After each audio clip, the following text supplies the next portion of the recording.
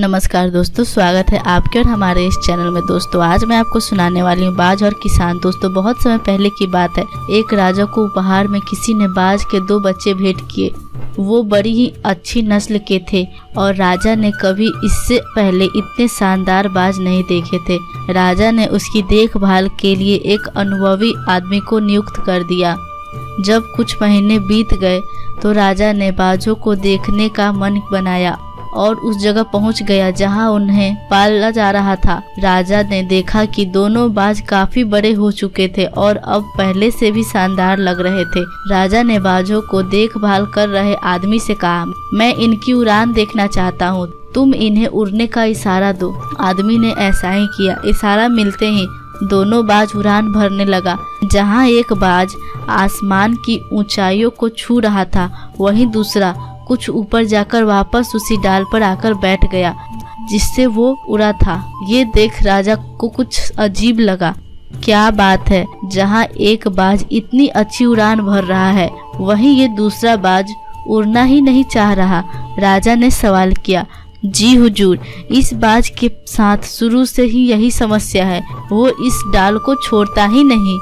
राजा को दोनों ही बाज प्रिय थे और वो दूसरे बाज को भी उसी तरह उड़ना देखना चाहते थे। अगले दिन पूरे राज्य में ऐलान कर दिया गया कि जो व्यक्ति इस बाज को ऊंचा उड़ाने में कामयाब होगा उसे ढेरों इनाम दिया जाएगा। फिर क्या था, एक से एक विद्वान आए और बाज को उड़ाने का प्रयास करने लगे, पर हफ्ते बीत जाने के बाद भी बाज का वही हाल था। वो थोड़ा सा उड़ता और वापस डाल पर आकर बैठ जाता।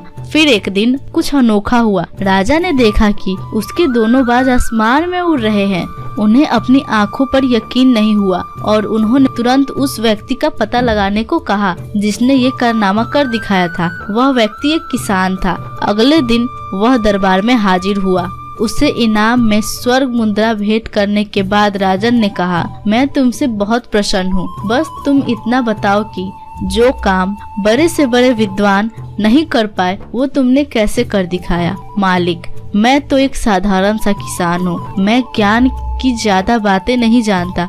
मैं तो बस वो डाल काट दी जिस पर बैठने का बाज आदी हो चुका था, और जब वो डाल ही नहीं रही तो वो भी अपने साथी के साथ ऊपर उड़ने लगा। दोस्तों, हम सभी ऊंचा उड़ने के लिए ही बने हैं, लेकिन कई बार हम जो कर रहे होते हैं उसके इतने आदी हो जाते हैं कि अपनी ऊंची उड़ान भरने की, कुछ बड़ा करने की काबिलियत को ही भूल जाते हैं। यदि आप भी सालों से किसी ऐसे ही काम में लगे हैं जो आपके सही पोटेंशियल के मुताबिक नहीं है, तो एक बार जरूर सोचिए कि कहीं आपको भी उस डाल को काटने की जरूरत तो नहीं जिस पर आप बैठे हुए हैं। दोस्तों, आपको मेरी कहानी कैसी लगी आप मुझे कमेंट में जरूर बताओ। दोस्तों, वीडियो अच्छा लगा हो तो लाइक करो और चैनल को सब्सक्राइब जरूर करो। दोस्तों, मिलते हैं ऐसे नेक्स्ट वीडियो में। तब तक के लिए जय हिंद, वंदे मातरम।